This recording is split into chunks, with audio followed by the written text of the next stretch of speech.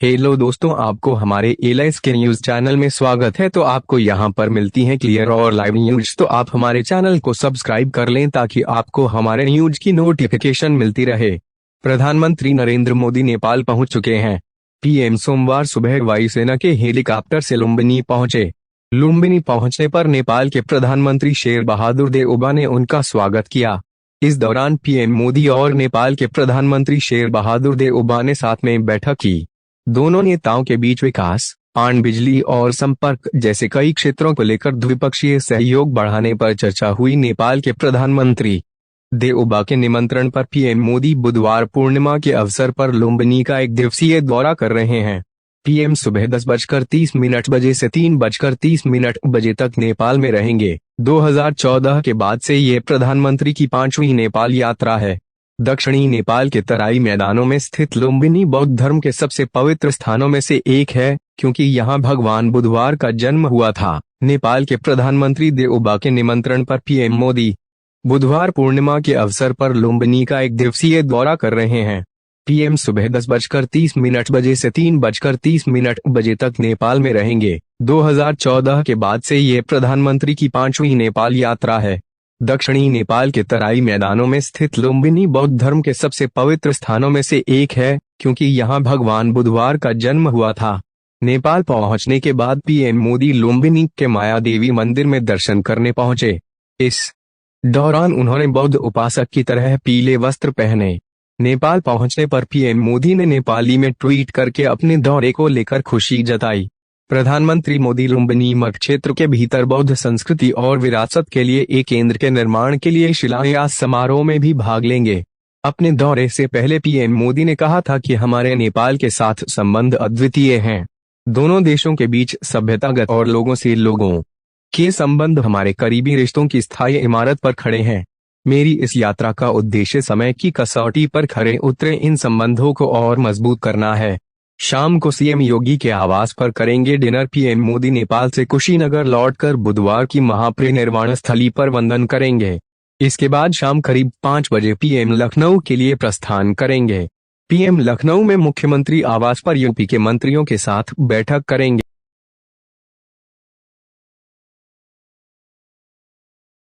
राष्ट्रीय राजधानी दिल्ली में भले ही इस साल जनवरी और फरवरी में रिकॉर्ड तोड़ बारिश हुई हो, लेकिन 1 मार्च के बाद से दिल्ली में कोई खास बारिश नहीं हुई है और विशेषज्ञों का कहना है कि यह वह फैक्टर है जो शहर भर को गर्मी से जला रहा है।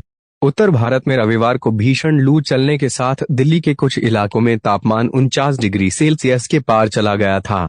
साल का पहला महीना यानी जनवरी दिल्ली में 121 वर्षों में सबसे गर्म महीना था और फरवरी 8 वर्षों में शहर का सबसे गर्म महीना था। लेकिन 1 मार्च से 15 मई के बीच दिल्ली में केवल 1.7 मिमी बारिश दर्ज की गई है, जो कि सामान्य वर्षा 37.5 मिमी के मुकाबले 95.5% की कमी थी, जिसके कारण गर्मी के आसार बने। हालांकि इसके साथ ही मौसम विभाग ने सोमवार यानी आज से कुछ राहत मिलने का अनुमान जताया है। इस बीच मौसम विभाग ने सोमवार को दिल्ली और हरियाणा राज्यों में भीषण गर्मी से कुछ राहत मिलने का अनुमान जताया है। विभाग ने कहा कि अगले 24 घंटों के दौरान मौसम शुष्क रहने की संभावना है, जबकि अगले 48 घंटों में छिटपुट स्थानों पर हल्की बारिश होने का अनुमान है। मौसम विभाग ने सोमवार शाम से भीषण गर्मी से राहत मिलने का अनुमान जताया है।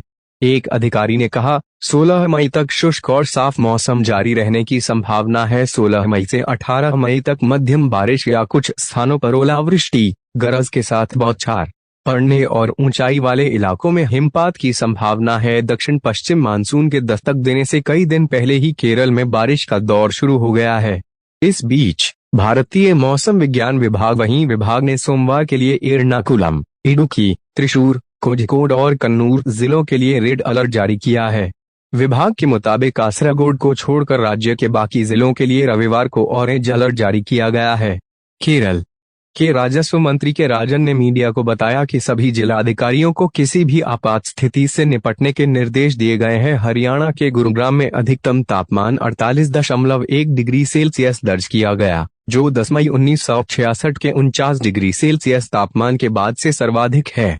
भारत मौसम विज्ञान विभाग IMD ने रविवार को कहा कि उत्तर पश्चिमी दिल्ली के मुंगेशपुर में तापमान 49.2 डिग्री सेल्सियस तक पहुंच गया, जबकि दक्षिण पश्चिमी हिस्से में तापमान नजफगढ़ में 49.1 डिग्री सेल्सियस दर्ज किया गया। मौसम विभाग के मुताबिक स्पोर्ट्स कॉम्प्लेक्स में पारा 48.4 डिग्री दर्ज किया गया, जबकि जफरपुर, पीतमपुरा और रिज में तापमान क्रमशः 47.5 डिग्री, 47.3 डिग्री और 47.2 डिग्री सेल्सियस दर्ज किया गया। सफदरजंग वेधशाला, जहां के आंकड़ों को दिल्ली का मानक माना जाता है, वहां भी अधिकतम तापमान सामान्य से 5 डिग्री अधिक 45.6 डिग्री सेल्सियस दर्ज किया गया।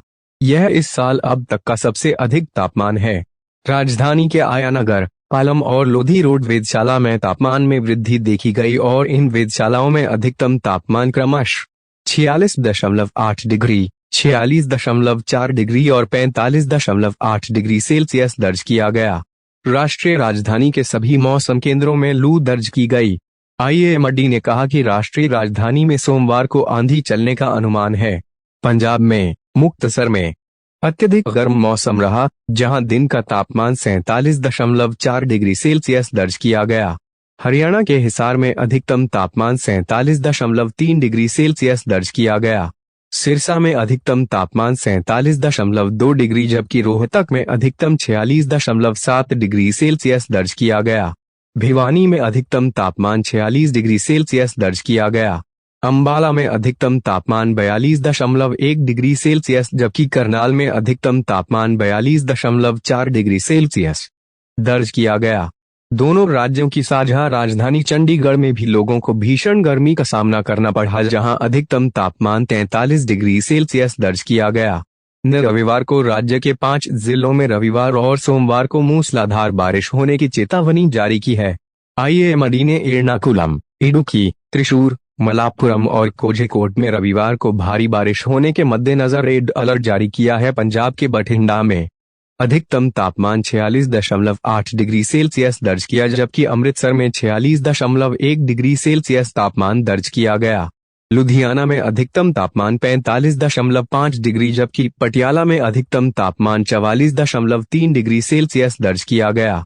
जालंधर और होशियारपुर में अधिकतम तापमान क्रमशः 46.2 डिग्री और 46.1 डिग्री सेल्सियस दर्ज किया गया।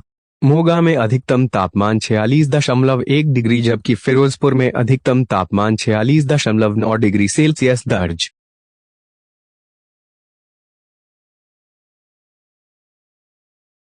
दिल्ली में MCD की तरफ से अवैध अतिक्रमण पर बुलडोजर चलाए जाने के खिलाफ हमलावर राष्ट्रीय राजधानी की सत्ताधारी आम आदमी पार्टी के नेताओं की आज अहम बैठक बुलाई गई है। मुख्यमंत्री अरविंद केजरीवाल की तरफ से बुलाई गई इस बैठक में AAP के सभी विधायक मौजूद रहेंगे। यह बैठक करीब 11 बजे शुरू होगी। CM आवास पर विधायकों को पहुंचने का सिलसिला जारी है। उप मुख्यमंत्री मनीष सिसोदिया भी पहुंच चुके हैं। Shaheen Bagh, Madanpur Khaddar, new friends colony, Mangolpuri, Karol Bagh, Khyala और लोधी कॉलोनी सहित दिल्ली के कई हिस्सों में तीनों नगर निगमों द्वारा अतिक्रमण रोधी अभियान चलाया जा रहा है, जिसके तहत अवैध निर्माणों को तोड़ा जा रहा है। अधिकारियों के मुताबिक यह बैठक पूर्वाह्न 11 बजे सिविल लाइन स्थित अरविंद केजरीवाल के आधिकारिक आवास पर शुरू होगी, जिसमें अतिक्रमण रोधी अभियान को लेकर भाजपा का मुकाबला करने की रणनीति तैयार की जाएगी। पहले यह बैठक शनिवार को होनी थी, लेकिन मुंडका इलाके में एक व्यावसायिक इमारत में भीषण आग लगने के बाद इसे रद्द कर दिया गया था। दिल्ली के उप मुख्यमंत्री मनीष सिसोदिया ने शुक्रवार को केंद्रीय गृह मंत्री अमित शाह को पत्र लिखकर अतिक्रमण रोधी अभियान के नाम पर विध्वंस कार्य को रोकने का आग्रह किया था। सिसोदिया ने भाजपा की बुलडोजर राजनीति की भी आलोचना की और दावा किया कि तीनों नगर निगम मिलकर राष्ट्रीय राजधानी में 63 लाख मकानों को ध्वस्त करने की योजना बना रहे हैं। महाराष्ट्र नवनिर्माण सेना प्रमुख राज ठाकरे के आगमन को लेकर राम जन्मभूमि तीर्थ क्षेत्र ट्रस्ट के महासचिव चंपत राय ने बड़ा बयान दिया है। उन्होंने कहा कि मैंने आज तक किसी का अपमान किया ही नहीं है। भगवान के दरबार में सबका स्वागत ही होता है। ठाकुर जी किसी को मना नहीं करते। 2 दिवसीय बैठक खत्म। राम जन्मभूमि तीर्थ क्षेत्र ट्रस्ट और निर्माण समिति की 2 दिवसीय बैठक रविवार को समाप्त हो गई। बैठक के बाद राम मंदिर ट्रस्ट ने साफ किया है कि मन से प्रमुख राज ठाकरे हो या कोई और, हर किसी का भगवान के दरबार में स्वागत है, क्योंकि ठाकुर जी किसी को मना नहीं करते। इसी के साथ 2 दिवसीय बैठक में मंदिर के साथ यात्री सुविधा का विस्तार करने पर भी निर्णय हो गया है। इसके निर्माण के बाद 25,000 दर्शनार्थियों को दर्शन के लिए जाते समय अपना सामान रखने की सुविधा उपलब्ध हो जाएगी। राम मंदिर दर्शन के लिए भीतर प्रवेश के पहले मोबाइल, इलेक्ट्रॉनिक गैजेट, पर्स और बैग आदि बाहर रखना पड़ता है। अभी तक आसपास की दुकानों में बने निजी लॉकर में दर्शनार्थी अपना सामान रखते हैं, जिसमें अधिक पैसे वसूलने की शिकायत आती रहती है। इसीलिए राम मंदिर ट्रस्ट द्वारा यह सुविधा उपलब्ध कराने के बाद यात्रियों को बड़ी राहत मिलेगी। ट्रस्ट के महासचिव चंपत राय ने कहा कि मंदिर के साथ साथ तीर्थ यात्रियों का सुविधा केंद्र तैयार हो, इसकी सहमति बन गई है।